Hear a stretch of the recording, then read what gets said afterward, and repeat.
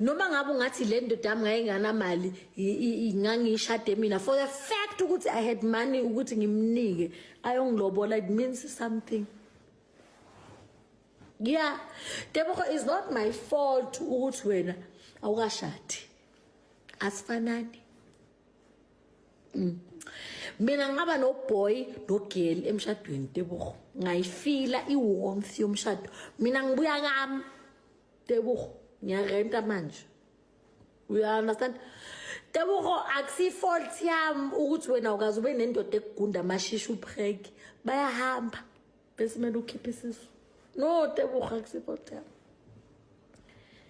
Tebogo mina ngigundwe amashishi ngimithi athi umfana isingigunde baby.